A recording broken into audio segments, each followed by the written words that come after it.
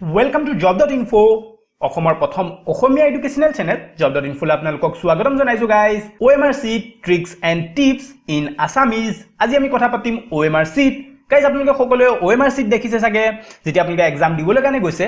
তাত multiple choice question থাকা মানে OMR sheet এখন আপোনালোকক দিব আৰু তাত আপোনালোকে ফিল আপ কৰিব লাগে যোনটো অপচন শুদ্ধ হয় আজি আমি আলোচনা কৰিম OMR sheetৰ বিষয়ে tricks and tips দিয়া যাব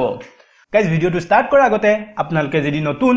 মোৰ চেনেল তেলকে সাবস্ক্ৰাইব কৰা নাই তেনেহলে প্লিজ চেনেলটো সাবস্ক্ৰাইব কৰি লব এনে ধৰণৰ ভিডিও পাই থাকিবৰ কাৰণে লগতে বেল আইকনটো প্ৰেছ কৰিব নাপাহৰিব গাইজ যেতিয়া মই নতুনকৈ ভিডিও আপলোড কৰিম আপোনালোকলৈ নটিফিকেশন যাব আৰু লগতে আপোনালোকে ভিডিওটো চাব পাৰিব গাইজ বহুতে মোক কোৱেশ্চন কৰে যে বেল আইকনটো আমি ক'ত পাম সেইটো হৈছে যেতিয়া আপোনালোকে সাবস্ক্ৰাইব কৰি লব চেনেলটো তাৰ লগতে আপোনাৰ থাকিব এটা বেল আইকন সেইটো প্ৰেছ কৰোতে তাত আপোনালোকৰ থাকিব অল নটিফিকেশন এলাৰ্ট সেইটো আপোনালোকে অন কৰি দিব আৰু ওকে কৰি দিব তেতিয়া কি হ'ব যেতিয়া মই নতুনকৈ ভিডিও আপলোড কৰিম আপোনালোকলৈ যাব এটা মেসেজ বা এটা নটিফিকেশন যে মই নতুনকৈ ভিডিও আপলোড কৰিছো আৰু লগতে আপোনালোকে পলম নকৰাকৈ ভিডিওটো চাব পাৰিব বেল আইকনৰ কাম হৈছে সেইটোৱে যে আপোনালোকলৈ এটা মেসেজ যাব বা এটা নটিফিকেশন যাব যে মই নতুনকৈ ভিডিও আপলোড কৰিছো বুলি ওকে কনফিউজন নাই সাগে প্ৰতিটো ভিডিওতে কোৱাৰ দৰে গাইজ যদি ভিডিওটো ভাল পাইছে লাইক কৰক কমেন্ট কৰক কিবা ৰিকুৱেষ্ট থাকিলে কমেন্টত লিখিব পাৰে লগতে শেয়াৰ কৰিব নাপাহৰিব গাইজ যিসকল ফ্ৰেণ্ডে মোৰ ভিডিও এতিয়ালৈকে চাব পৰা নাই পলম নকৰাকৈ ভিডিওটো স্টাৰ্ট কৰিছো তো গাইজ আপোনালোকে OMR sheet দেখিছে স্ক্ৰিনত যোনটো আপোনালোকে দেখিছে সেইটো হৈছে OMR sheet আৰু এটো হৈছে এনসাৰ sheet তো গাইজ যিসকলে আগতে এক্সাম দিছে বা দি পাইছে তেওঁলোকে OMR sheetৰ লগত পৰিচিত তেওঁলোকে চিনাকি আগতে হৈ গল বা যিসকলে নতুনকৈ এই বছৰৰ পৰা দিবলৈ কাৰণে স্টাৰ্ট কৰিছে এক্সাম তেওঁলোকৰ কাৰণে এটো হৈছে নতুন এটা ফৰমেট যে OMR sheet খন আমি কেনেদৰে ফিল আপ কৰিম এক্সামৰ যোৱা আগত এডমিট খনত লিখা হৈ থাকে OMR sheet তো তেওঁলোকৰ মাইন্ডত কোৱেশ্চন আহি থাকে যে OMR sheet কি যোনটো আমি এক্সামত গৈ ফিল আপ কৰিব লাগিব আৰু এক্সামত যেতিয়া আহে তেওঁলোকৰ মাইন্ডত থাকে বহুত কোৱেশ্চন আৰু তাৰ লগতে আজি দাহন তেওঁলোকৰ এক্সাম থাকে তেওঁলোকে হৈ যায় বহুত কনফিউজন যে এইখন কেনেদৰে ফিল আপ কৰিম কাৰণ এনেকুৱা ফৰমেটটো আমি আগতে দেখা নাই আৰু তেতিয়া তেওঁলোকে কোৱেশ্চন আৰম্ভ কৰি দিয়ে যিজনে এক্সাম হলত গাৰ্ড দি থাকে আৰু যদি তেওঁৰ OMR sheetৰ ওপৰত খুব বেছি নলেজ নাথাকে তেনেহলে তেওঁ কৰি দিব আপোনালোকক মিসগাইড আৰু আপোনালোকৰ হৈ যাব OMR sheet খন ৰিজেক্ট তো গাইজ যদি আপোনালোকে বিচাৰে OMR sheet খন কেনেদৰে ফিল আপ কৰিব লাগে প্ৰসেসটো মই দেখাই দিও বা প্ৰসেসটোৰ বিষয়ে আমি আলোচনা কৰো তেনেহলে প্লিজ কমেন্টত লিখিব নাপাহৰিব যদি আপোনালোকে লিখে ইয়েস তেনেহলে মই ইয়াৰ নেক্সট ভিডিওটোত আমি আলোচনা কৰিম OMR sheet কেনেদৰে ফিল আপ কৰিব লাগে আৰু ইয়াৰ ৰাইট প্ৰসেসটো কি তো গাইজ কমেন্টত ইয়েস লিখিবলৈ কাৰণে নাপাহৰিব নেক্সট আমি আগবাঢ়িছো আজি যোনটো আমাৰ টপিক সেইটো হৈছে OMR sheet ফিল আপ কৰা ট্ৰিক্স যাৰ দ্বাৰা আপোনালোকে কম সময়ৰ ভিতৰতে সঠিকভাৱে OMR sheet খন ফিল কৰিব পাৰিব ভুল নকৰাকৈ তো guys OMR sheet fill up কৰোতে তিনটা মেথড দি আমি OMR sheet খন কৰিব পাৰো ফিল আপ আৰু বহুত কেন্ডিডেট চাগে এই তিনটা মেথডৰ ভিতৰতে এটা মেথড ইউজ কৰে বা আপুনি চাগে এই তিনটা মেথডৰ ভিতৰত এটা মেথড ইউজ কৰি আহিছে তো এই তিনটা মেথড কি সেইটো হৈছে ফাৰ্স্ট নিয়মিতভাৱে ফিল কৰা সেকেন্ড হৈছে নিৰ্দিষ্ট সময়ৰ মুৰে মুৰে ফিল কৰা এণ্ড থাৰ্ড নম্বৰ হৈছে শেষত ফিল কৰা তো এই তিনটা মেথডৰ ভিতৰত কোনটো বেষ্ট মেথড হ'ব আমি সেইটো আলোচনা কৰিম তাৰ আগতে আমি জানি লওঁ এই তিনটা মেথড কি তো আমি ফাৰ্স্ট নম্বৰটো আহিছো সেইটো হৈছে নিয়মিতভাৱে ফিল কৰা গাইজ আপোনালোকৰ মাইন্ডত কোৱেশ্চন আহিছে চাগে নিয়মিতভাৱে ফিল কৰা মানে কি তো নিয়মিতভাৱে ফিল কৰা মানে হৈছে গাইজ আমাৰ হাতত আছে এখন কোৱেশ্চন পেপাৰ আৰু সেইখনৰ আমি যোনটো কোৱেশ্চন আছে সেইটো সলভ কৰিলো আৰু তাৰ পিছত আমি এনসাৰটো কৰিলো মানে এক নম্বৰ কোৱেশ্চনটো এনসাৰ হৈছে বি আৰু আপুনি এনসাৰ শীটত লগে লগে কি কৰিছে অপচন বি টো কুলা কৰি দিছে বক্সটো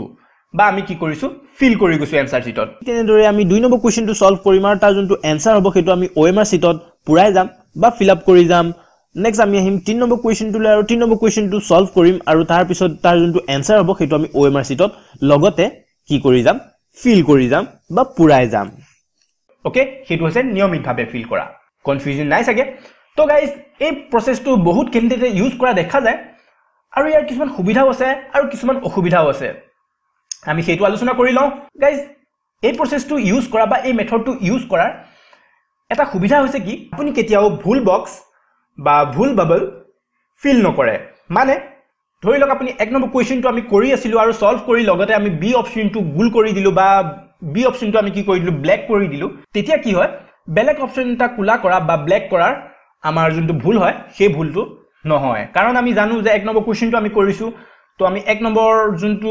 এনসাৰ শীটত আছে এক নম্বৰ তাৰ যোনটো অপচন হ'ব সেইটোতে আমি ব্ল্যাক কৰিম বা বাবলটো পুৰাই দিম তো এনেকুৱা ধৰণৰ কি হয় ভুলটো কেতিয়াও নহয় ধৰি লওক আপোনালোকৰ কোৱেশ্চন পেপাৰখনত আপুনি বি অপচনটো ভাবি আহিছিল আৰু এনসাৰ শিটত আহি বলে কি হৈ গল ভুলতে আপুনি সি অপচনটোত ব্ল্যাক কৰি দিলে তো এনেকুৱা ধৰণৰ ভুল কেতিয়াও নহয় ওকে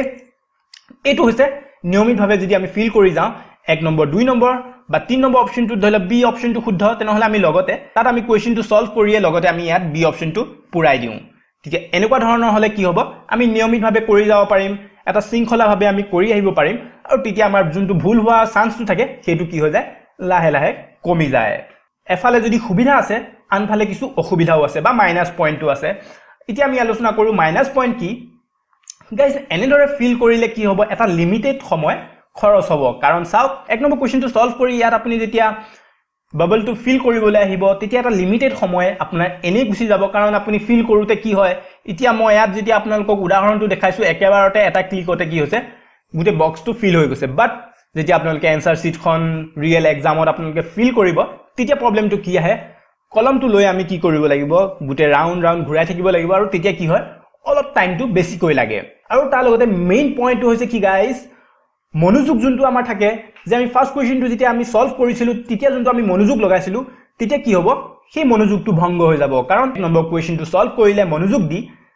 কিন্তু যেতিয়া আপুনি এনসাৰ শিটত আহি গল যেতিয়া বাবলটো পুৰাই আছে তেতিয়া ইফাল সিফাল কৰোতে আমাৰ কি হয় মনোযোগটো ভংগ হৈ যায় তেনেহলে ফাৰ্স্ট পইণ্টটোত আমাৰ মাইনাস পইণ্টটো হৈছে মেইন যোনটো আমাৰ মাইনাস পইণ্ট হৈছে সেইটো হৈছে মনোযোগ ভংগ হোৱাৰ আৰু তাৰ লগতে যদি আমি চাওঁ এপ্ৰক্স যদি এনেকে নিয়মিতভাৱে ফিলআপ কৰো তেনেহলে 1 পৰা 10 মিনিট সময় আমাৰ এনে গুছি যায় এনেৰে ফিলআপ কৰিব যাওঁতে এক্সট্ৰা এটা সময় গুছি যায় আৰু তাৰ লগতে এক্সট্ৰা আমাৰ মনোযোগটো ভংগ হৈ যায় তো এটো হৈছে ফাৰ্স্ট পইণ্ট আমি সেকেন্ড পইণ্টটো লৈ আহিছো সেইটো আমি পাইছিলো কি নিৰ্দিষ্ট সময়ৰ মুৰে মুৰে ফিলআপ কৰা তো এটা নিৰ্দিষ্ট সময়ৰ মুৰে মুৰে ফিলআপ কৰাটো এটা কি বস্তু সেইটো আপোনালোকৰ মাইন্ডত কোৱেশ্চন আহিছে চাগে সেইটো হৈছে গাইস নিৰ্দিষ্ট সময়ৰ মুৰে মুৰে ফিলআপ কৰা মানে ধৰি লওক আপুনি 20টা কোৱেশ্চন ধৰি লৈছে 20টা কোৱেশ্চন এটা সেট লৈ লৈছে আৰু সেই সেটটো আপুনি কি কৰিছে কমপ্লিটলি সলভ কৰি লৈছে কোৱেশ্চনখিনি আৰু তাৰ পিছত কি কৰক OMR শিটখনত ফিলআপ কৰিবলৈ আৰম্ভ কৰক ইয়াতে দেখাই দিছো ধৰি লওক আপুনি 10টা কোৱেশ্চন লৈ লৈছে যে এটা সেটত মই 10টা কোৱেশ্চন এনসাৰ কৰিম সলভ কৰি লম তো আমি কি কৰিম 10টা কোৱেশ্চন আমি আগতীয়াকৈ কোৱেশ্চনত যোনখন কোৱেশ্চন শিট আমাক দিব সেইখনত আমি সলভ কৰি লম আৰু আমি তাত কি কৰিম টিক মাৰ্ক মাৰি যাম যে এটো শুদ্ধ এটো শুদ্ধ এটো শুদ্ধ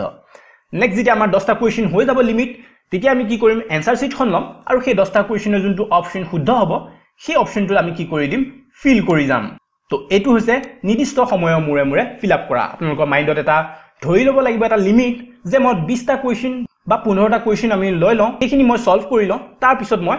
এনসাৰ শিটত গৈ সেইখিনি ফিল কৰি দিম বা OMR শিটত গৈ মই ফিল কৰি দিম সেইটো আপোনালোকে মাইন্ডত ধৰি ল'ব লাগিব যে এটা নিৰ্দিষ্ট সময়ৰ মুৰে মুৰেহে মই এনসাৰ শিটখন বা OMR শিটখন ফিল কৰি যাম ওকে তো গাইস এই প্ৰসেসটো বা এই মেথডটো যদি আমি চাওঁ কিছুমান সুবিধা কিছুমান অসুবিধা সেইটো হৈছে কি ইয়াৰ সুবিধাটো হৈছে ভুল হোৱা চান্সটো কি হ'ব কম হ'ব ফিল কৰোতে ওকে এটো আমি আগতেও পাইছিলো আগৰ যোনটো অপচন পাইছিলো যোনটো মেথড পাইছিলো সেইটোটো আমাৰ ভুল হোৱা চান্সটো কমেই থাকে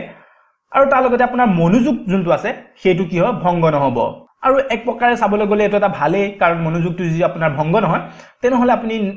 কন্টিনিউয়াসলি কি কৰিব পাৰিব কোৱেশ্চনবোৰ সলভ কৰি যাব পাৰিব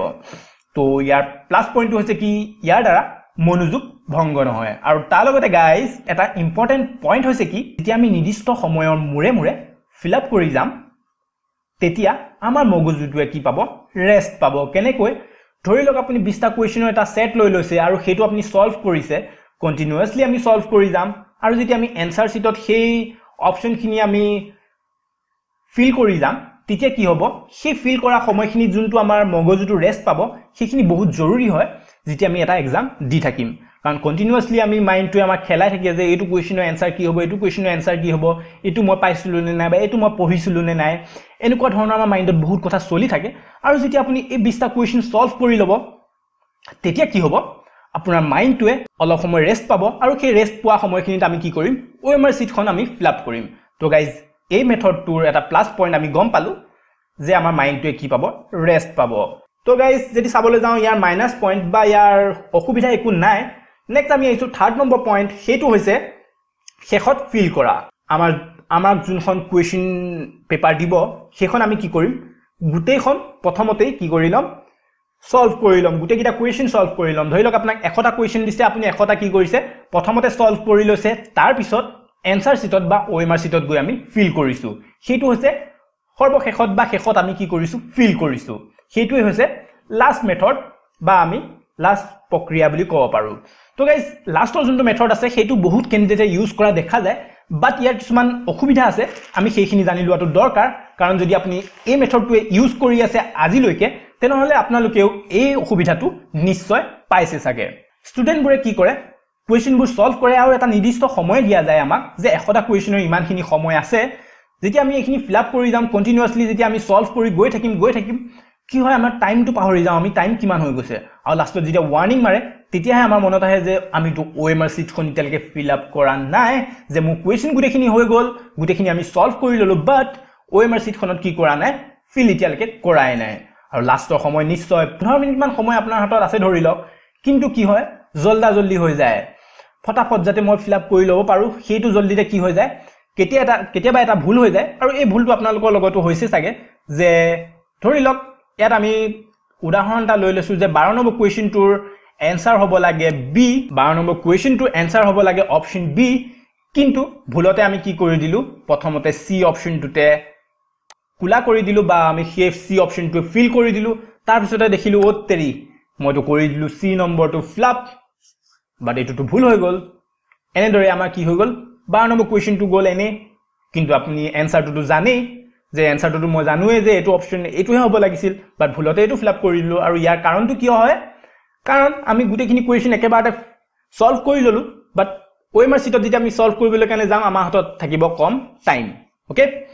নেক্সট আৰু এটা ভুল হয় কি কন্টিনিউয়াছলি আপুনি ফিল আপ কৰি গৈ আছে সলভটো আপুনি আগতীয়াকৈ কোৱেশ্চনখিনি কৰিয়ে থলে ফিল আপ কৰি গৈ আছে ধৰি লওক বি অপচনটো